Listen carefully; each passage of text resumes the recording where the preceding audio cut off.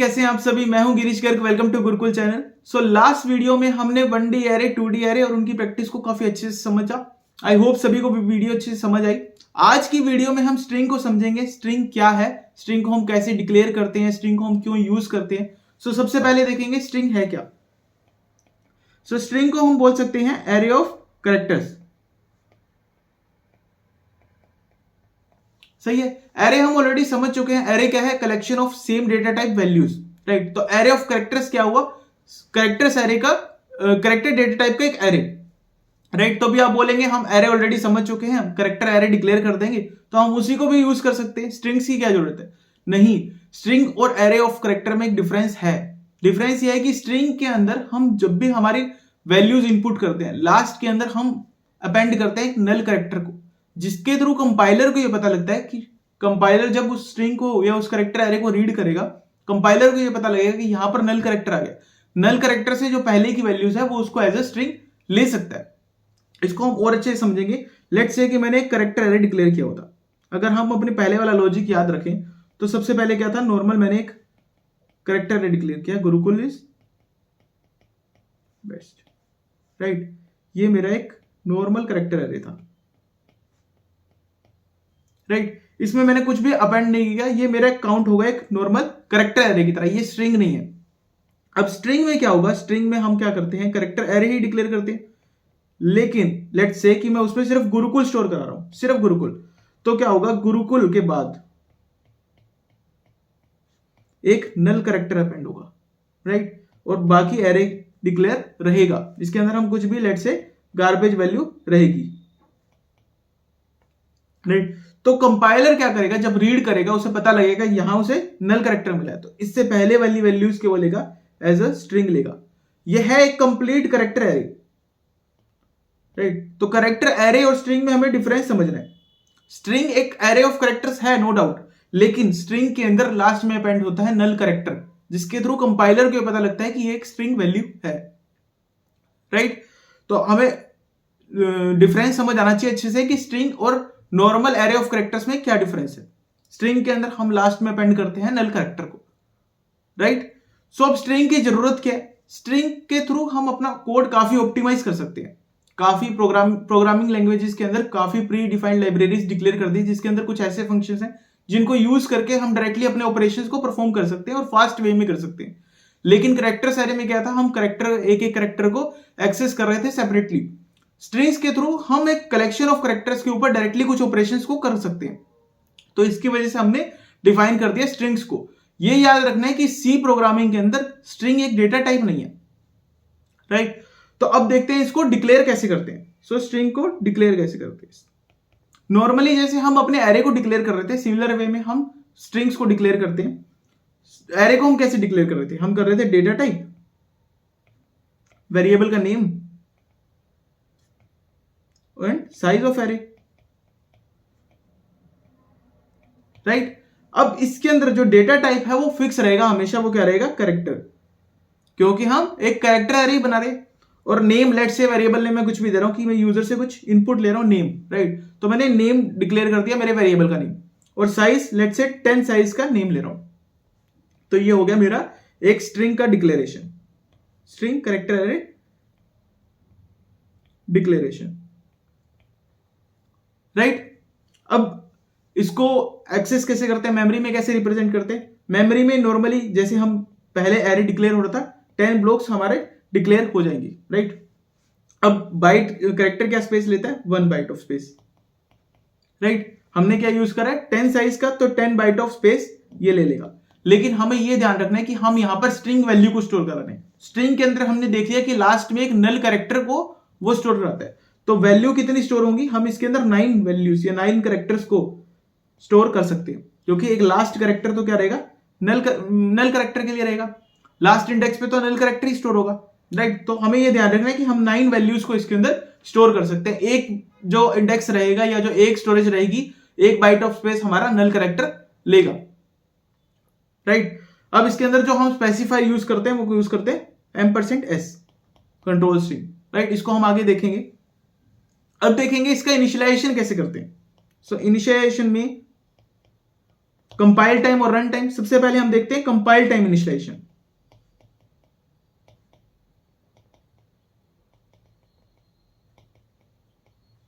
Right, compile time initialisation हम similar way में कर सकते हैं जैसे हम एरे में करते हैं, क्योंकि है तो ये कैरेक्टर एरे।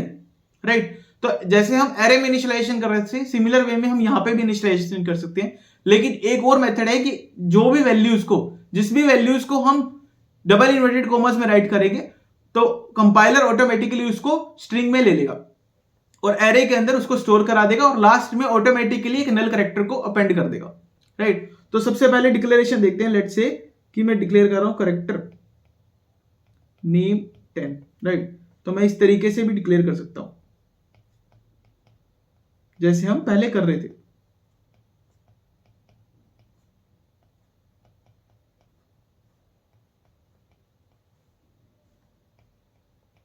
और लास्ट में हम क्या करेंगे, नल कैरेक्टर को अपेंड करेंगे। नल कैरेक्टर हमें लगाना है जिसकी वजह से कंपाइलर को पता लगेगा कि ये एक स्ट्रिंग टाइप का एक एरे है। राइट, एक स्ट्रिंग कैरेक्टर टाइप है। राइट, नेक्स्ट हम इसको इस तरीके से भी डिक्लेयर कर सकते हैं। अगर हम यहां पर साइज नहीं देंगे, अभी क्या होगा, 10 साइज का हमने डिक्लेयर किया है, तो जो एक्सेस वैल्यूज हैं वो किस में जाएंगी, गार्बेज वैल्यूज में। राइट, अगर हम यहां पर कोई स्टोरेज या फिर कोई साइज नहीं दे रहे तो ऑटोमेटिकली जो भी हमने यूजर से जो भी हमने इनिशियलाइज किया उतने साइज का वो ऑटोमेटिकली डिक्लेयर कर देगा हमारा एरे।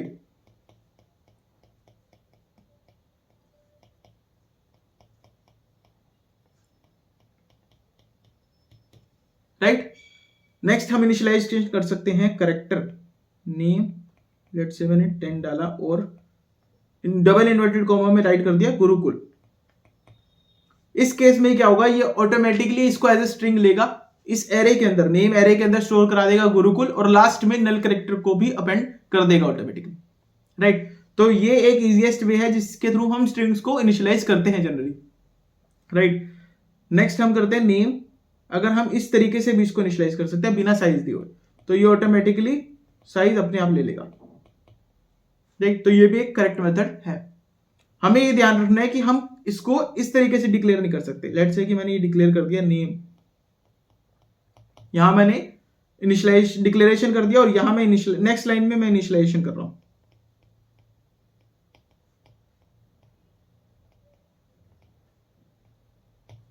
तो ये हम नहीं कर सकते, यहां हमारा एरर थ्रो कर देगा। राइट, हम एक चीज और देखें कि हम एरे के अंदर असाइनमेंट भी नहीं कर सकते हैं डायरेक्टली। मींस कि अगर मैंने नेम के अंदर मैंने यहां पर डिक्लेयर करा हुआ है लेट्स से गुरुकुल। राइट, एक नया कैरेक्टर एरे में डिक्लेयर कर दिया S10 और मैं यहां पर कर रहा हूं S10 equals to S equals to name.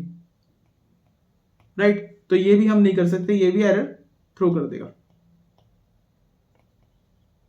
Right, सो इस तरीके से हमें ध्यान रखना है। हम अलग अलग कॉम्बिनेशंस को प्रैक्टिस करेंगे जिसके थ्रू हमें क्लियर होगा कि हम किस तरीके से, कहां हमें कंपाइलर एरर थ्रो कर रहा है और क्यों थ्रो कर रहा है, हमें ये भी क्लियर होता जाएगा। राइट, अब देखते हैं इसका रीड, कि हम इसको इनपुट स्ट्रिंग्स को कैसे रीड करेंगे, मीन स्ट्रिंग्स को कैसे इनपुट करेंगे। राइट, तो हम देखेंगे रीड ऑपरेशंस कैसे करते हैं। राइट, सो हमने देखा था कि अभी तक हम रीड कर रहे थे, हम यूज कर रहे थे scanf। राइट, तो स्ट्रिंग्स के लिए भी हम scanf को यूज करते हैं, दूसरा हम यूज करते हैं getS। इनके कुछ ड्रॉबैक्स भी हैं, कुछ बेनिफिट्स भी हैं, हम सभी चीजों को अच्छे से डिस्कस करेंगे। राइट, तो हमने देखा था कि ऑलरेडी हम कंट्रोल स्ट्रिंग क्या यूज कर रहे थे, %s। तो सिमिलर वे में हम scanf का यूज कर सकते हैं। तो scanf का यूज करने के लिए हम करेंगे scanf कंट्रोल स्ट्रिंग %, और यहां हम यूज करेंगे नेम। अब यहां पे डिफरेंस समझ आ रहा है, डिफरेंस क्या है, यहां ना तो हमने यूज किया है एड्रेस ऑपरेटर, एड्रेस ऑपरेटर हमने यूज नहीं किया यहां पर, और डायरेक्टली हमने यहां पर फॉर लूप यूज नहीं किया।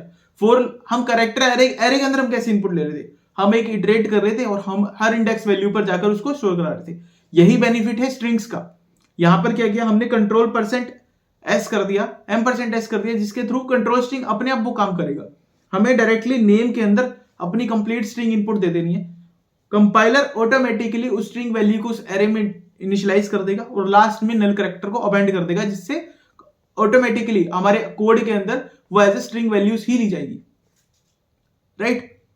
सो इसके अंदर हम देखना चाहें कि एक्सेस कैसे कर रहे हैं। तो नेम को हमने देखा था कि जब भी हम नेम वैल्यू या जो भी हमारा वेरिएबल नेम है वो क्या काम करता है, इंटरनल पॉइंटर की तरह, राइट। तो जो भी हमारा कैरेक्टर एरे डिक्लेयर हुआ होगा, लेट्स से नेम टाइप का, तो अगर उसकी स्टार्टिंग एड्रेस 2000 है तो नेम के अंदर क्या पॉइंट हो रहा है, 2000। तो नेम ऑटोमेटिकली हमारे फर्स्ट इंडेक्स के एड्रेस को पॉइंट करता है, और इसके स्कैनएफ के थ्रू यहां पर नेम कैरेक्टर के थ्रू मींस नेम वेरिएबल के थ्रू हम कुछ भी वैल्यूज को स्टोर करा सकते हैं, राइट। तो रीड ऑपरेशन हमें अच्छे से समझ आ गया। लेकिन स्कैनएफ के अंदर हमने कुछ भी लेट से इनपुट करा दिया, मैंने इनपुट कराया Gurukul space is best, this is space, right. ये मेरा है इनपुट थ्रू स्कैनएफ, राइट। लेकिन जो स्टोरेज होगी वो क्या होगी, स्टोर सिर्फ होगा गुरुकुल,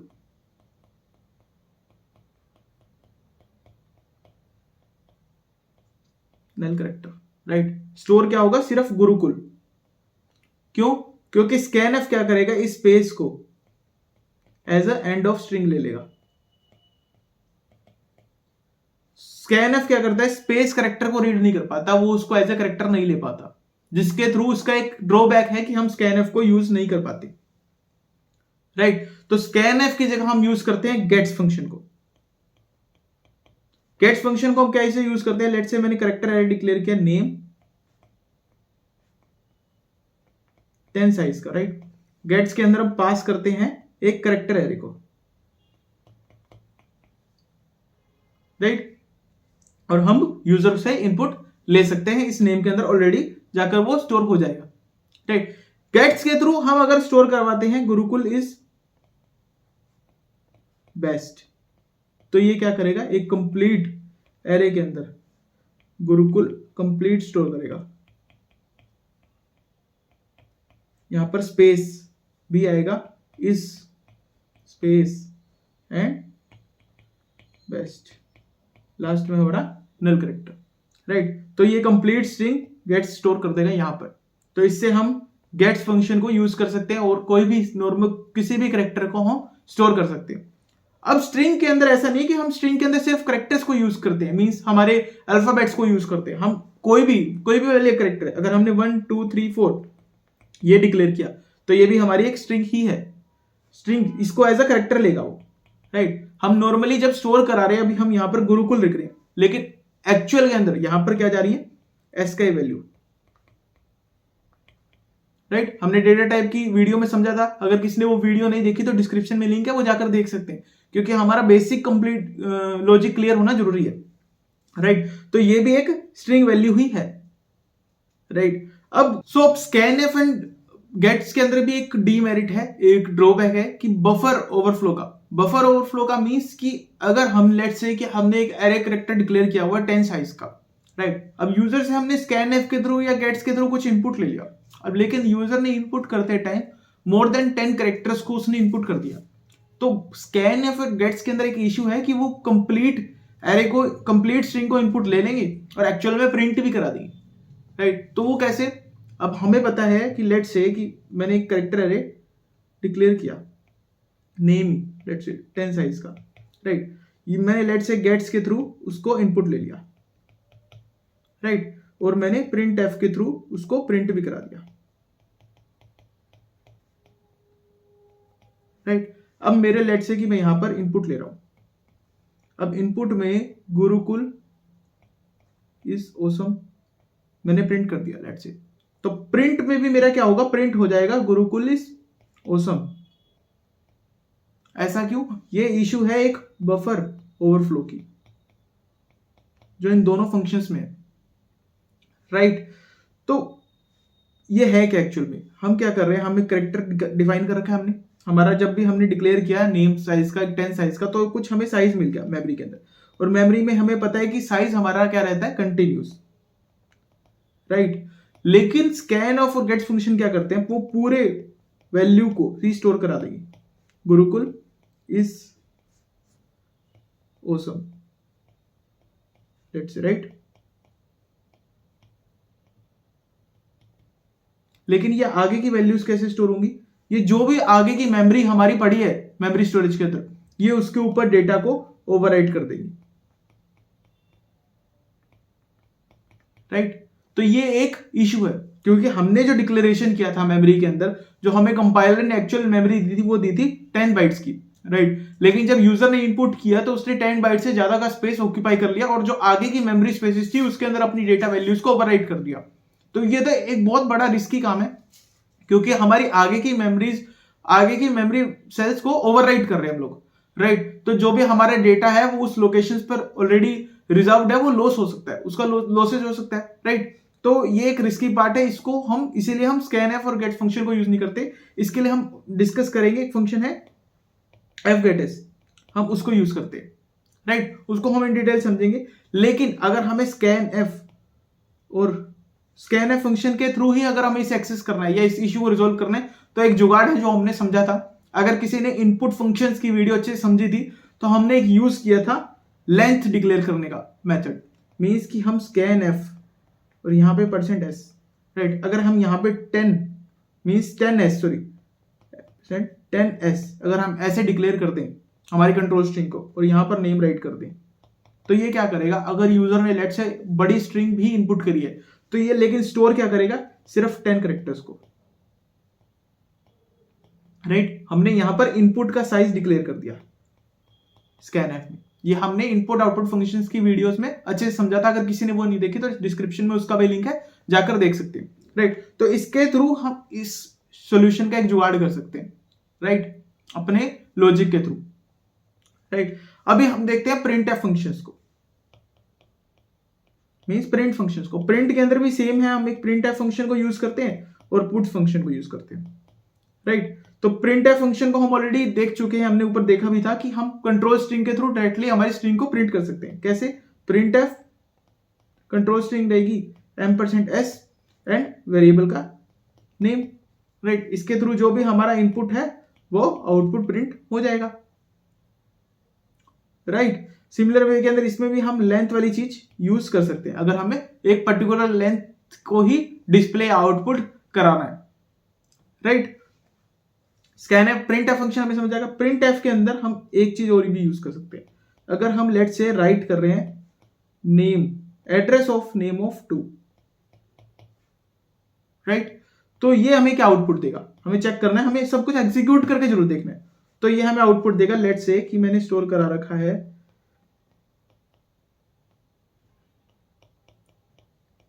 गुरुकुल को ही मैंने स्टोर करा रखा है, लेट्स से। तो ये क्या करेगा, 0 1 2 3 4 5 6 एंड 7, राइट।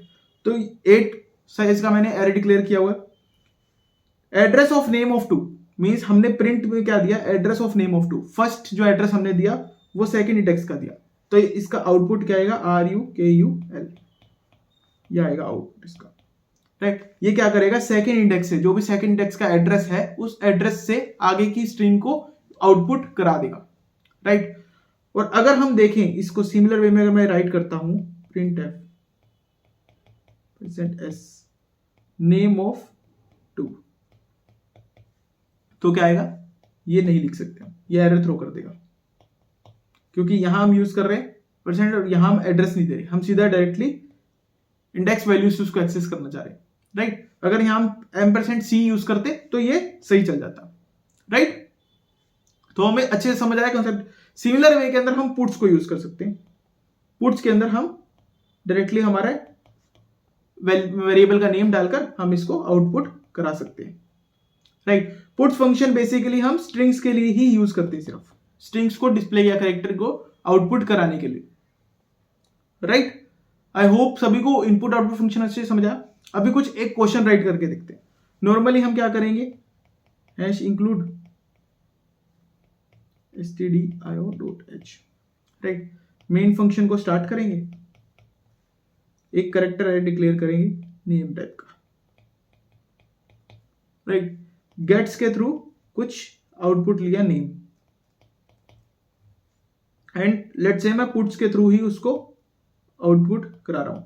इनपुट कराया गेट्स के थ्रू, आउटपुट कराया पुट के through, and then return, right. एक पुट्स के अंदर एक कैरेक्टरिस्टिक्स और है कि ये हमें नेक्स्ट लाइन में कर्सर को ले जाता है। मींस जब आउटपुट होने के बाद जो कर्सर होगा वो नेक्स्ट लाइन में चला जाएगा, राइट। कैसे? अभी लेट्स से कि मैंने यहां पर इनपुट कराया, गुरुकुल ही लेट्स से मैं इनपुट करा रहा हूं, राइट। तो मेरा आउटपुट आएगा गुरुकुल, लेकिन जो मेरा कर्सर है वो यहां पर चला जाएगा। कैसे? अगर लेट्स से कि मैं पुट्स यहां पर वेयर आई एम, यहां पर मैं सीधा हार्ड कोडेड स्ट्रिंग एक प्रिंट करवा रहा हूं, तो मेरी जो यहां पर गुरुकुल प्रिंट हुआ, लेकिन जो वेयर आई एम प्रिंट होगी वो नेक्स्ट लाइन में प्रिंट होगी, वेयर आई एम, क्योंकि पुट्स फंक्शन ने क्या किया, इस लाइन के बाद यहां पर एंटर दे दिया और मेरे कर्सर नेक्स्ट लाइन में आ गया। ये हमें समझना है, राइट। तो इसकी वजह से जहां पर हमें ऑटोमेटिकली एक नेक्स्ट लाइन कैरेक्टर चाहिए होता है, वहां पर हम पुट फंक्शन को डायरेक्टली भी यूज कर सकते हैं, राइट। सो आई होप कि स्ट्रिंग सभी को अच्छे से समझ आया, इनपुट आउटपुट फंक्शंस भी सभी को स्ट्रिंग्स के अच्छे से समझ आए, क्या ड्रॉबैक्स थे, क्या बेनिफिट्स थे, सभी को अच्छे से समझ आए।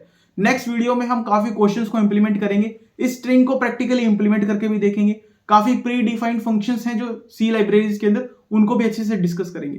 तो मिलते हैं नेक्स्ट वीडियो में। Thank you. Please subscribe the channel, like the video. Thank you.